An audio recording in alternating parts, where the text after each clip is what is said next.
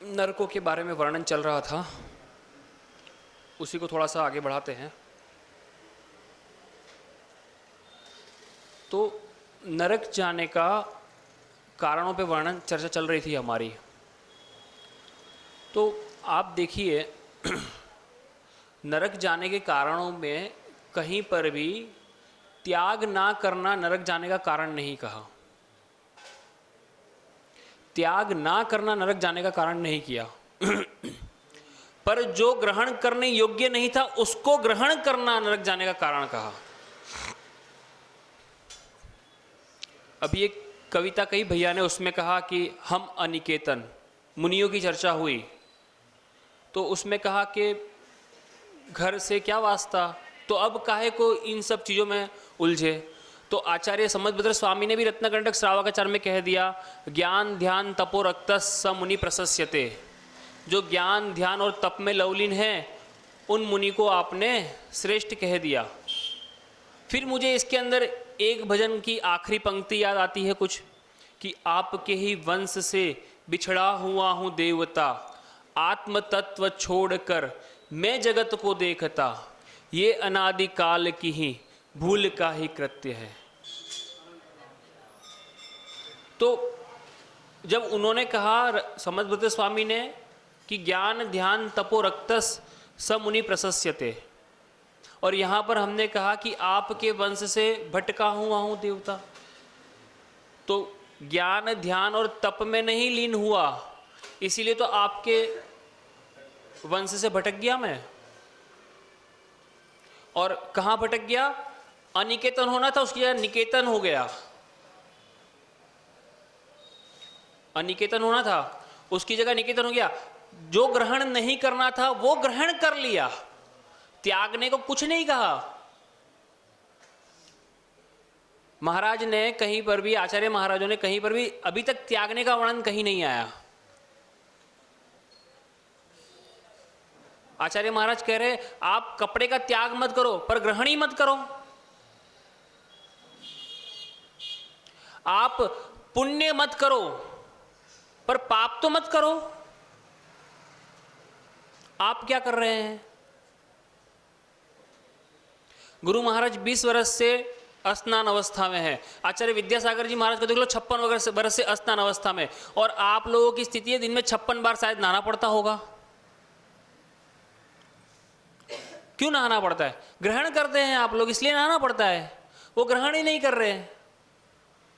आप लोग पाप को ग्रहण करते हैं ना, उन्होंने त्यागा नहीं है, पाप को त्यागा नहीं है, उन्होंने ग्रहण नहीं किया। ग्रहण करने की आवश्यकता नहीं तो त्याग क्यों करना पड़ेगा? त्याग उसको करना है जो ग्रहण करे।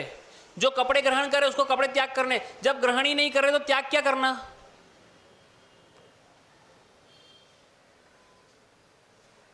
संसारिक मल लगने वाला ही नहीं तो स्नान क्यों करना? और संसारिक मल लगा इसलिए स्नान करके अभिषेक करने आए ना, तो स्नान नहीं करना, अभिषेक नहीं करना, संसारिक मल लगने वाला नहीं है। देवस संबंधी जो आरंभ की क्रियाएं हुई, परिग्रह की क्रिया हुई, इसके पाप को धोने के लिए स्नान करके भगवान का अभिषेक करने के लिए आए। महिला अभिषेक देखने के लिए आई। जो भोजन संबंधी पाप हुए उसको धोने के लिए पूजन की थाली बना के पूजन करी। पर मुनियों के पास में आरंभ परिग्रह का काम ही नहीं है, ग्रहण ही नहीं किया, तो त्याग क्या करना? कहीं पर भी नरक के कारणों में त्याग ना करना नहीं लिखा। कारण लिखा जो योग्य नहीं है उसको ग्रहण करना। आचार्य पूज्यवत स्वामी ने तो ये कहा कि मैं धन कमा रहा हूं, किस लिए? दान करने के लिए। वो क्या कर रहा है? स्नान करूंगा इस अपेक्षा से पहले अपने आप को कीचड़ से लपेट रहा है। पर होता यह है कि अमूमन कीचड़ से तो लपेट लेता है लेकिन बाद में स्नान करना भूल जाता है। कीचड़ से लपेटने के बाद अगर स्नान कर लेना तब तो विकल्प नहीं है। कमाने के बाद दान कर दे तब तो ठीक है, लेकिन कमाने के बाद में दान नहीं करना चाहता। जबकि पहले हमने कहा कि त्याग मत करो, ग्रहण ही मत करो। चलो कर भी लिया तो अब तो वो ग्रहण करने के बाद जो उसके प्रति अत्यधिक आसक्ति है ना, ग्रहण करना, त्याग ना करना कहीं पर भी नरक का कारण नहीं है। फिर कह रहा हूं, त्याग ना करना कहीं पर भी नरक का कारण नहीं, ग्रहण करना।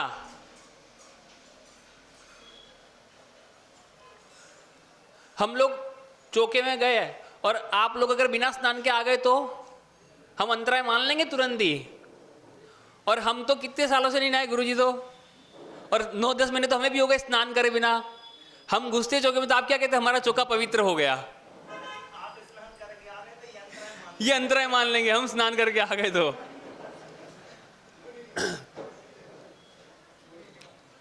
देखिए ना कितना विकल्प है।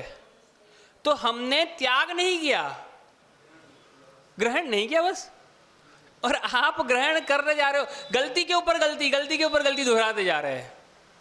क्या करें बताए?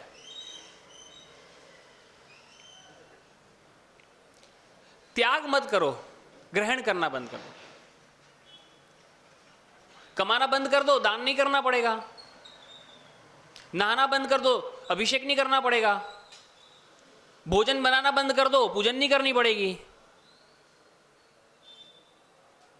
सीधी सी बात है ना।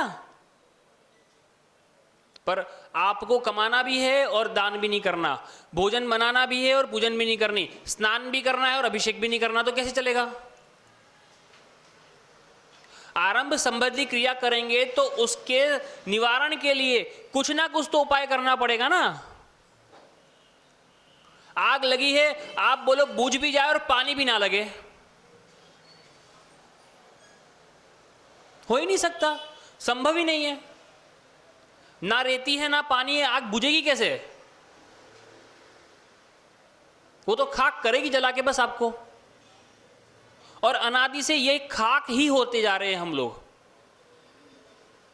इस खाक से ऊपर उठने का प्रयास नहीं किया, अनादि के संस्कार। और ग्रहण करना यानी कि सांसारिक रूप से तो ग्रहण कर रहे, पर हमारी कसायों के द्वारा, पापों के द्वारा इतना ग्रहण कर रहे, विभावों के द्वारा इतना ग्रहण कर रहे हैं कि ढेर लग चुका है। किसका? कर्मों का ढेर लग चुका है। और अब चाहते हुए भी ग्रहण करना बंद नहीं हो रहा। क्यों? क्योंकि संवर नहीं कर पा रहे हैं, अहिंसा की रक्षा के लिए पुरुषार्थ नहीं कर पा रहे हैं,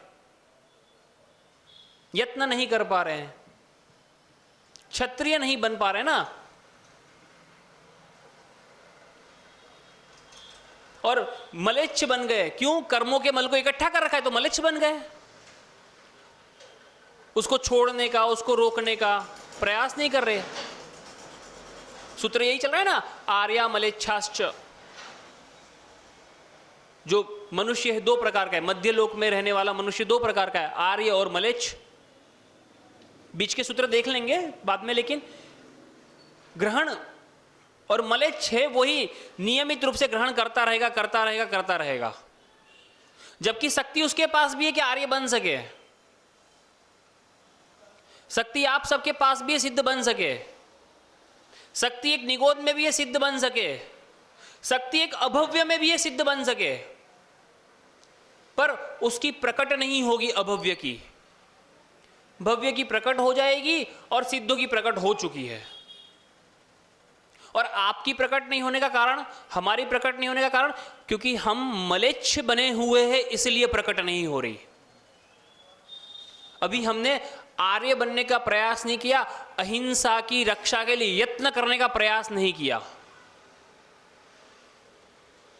और आनंद आ रहा है मलेच्छ ही बने रहे। क्योंकि अभी ग्रहण करने में आनंद आ रहा है, कर्जा लेने में आनंद आ रहा है, पर जिस दिन कर्जा वो सामने लेनदार आएगा और वो जब लेने पे आ गया ना, फिर सब आनंद आपका निकल जाएगा। अभी तो लग रहा है कि बहुत अच्छा, बहुत अच्छा, बहुत अच्छा। अब देखिए ना, नारायणों का, प्रति नारायणों का देख लो, बहुत अच्छा लगता है। कर्म ने खूब भर भर के कर्जा दिया और जब लिया तो नरक में पटक दिया। लिया तो उसने जब लेना चालू किया तब नरक में पटक दिया। कृष्ण के जीव को देखिए ना, कितना लिया, कितना लिया, और जब मरा तब कोई पास में नहीं। प्यासा मरा वो तो ठीक है, लेकिन पास में कोई परिजन नहीं। 3 खंड का अधिपति द्वारिका नगरी के लिए मायाचारी करी नेमिनाथ के साथ में, और जब मरा तो उसी द्वारिका नगरी से दूर, और पास में एक कुत्ते का जीव तक नहीं, कुत्ता भी नहीं पास में, कोई परिजन नहीं वहां पे पास में। कर देंगे, ये भी कर देंगे। तो विचार करें आप, क्या स्थिति है हमारी।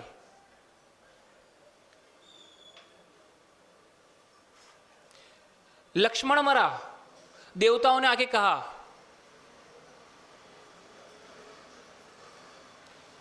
देखते जाए आप लोग, ग्रहण करते रहेंगे तो यही स्थितियां बनती रहेगी। और निश्चित रूप से ग्रहण करना यानी और वजन करना, वजन करना, वजन करना, और वजन लेकर कोई व्यक्ति कभी ऊर्ध्वगमन नहीं कर सकता। वजन हमेशा पतन का ही कारण बनेगा, जो आपको निम्न और नीचे की ओर गमन कराएगा। आपने देखा कभी कोई नदी ऊपर की तरफ गई हो, वो हमेशा निमग्ना नीचे की तरफ ही होती है। क्यों? क्योंकि वो इतने वजन के साथ में होती है। समझ रहे हैं ना? एक जीव ही है जो ऊर्ध्वगमन स्वभावी है, ऊपर जा सकता है। कब? जब वो ग्रहण करना बंद कर दे तब। त्यागना नहीं शुरू करे, नहीं, ग्रहण करना बंद कर दे तब। और जब ग्रहण करना बंद करेगा तो धीरे धीरे निश्चित रूप से उसका समय आएगा तो वो अपने आप ना चाहते हुए भी त्याग हो जाएगा।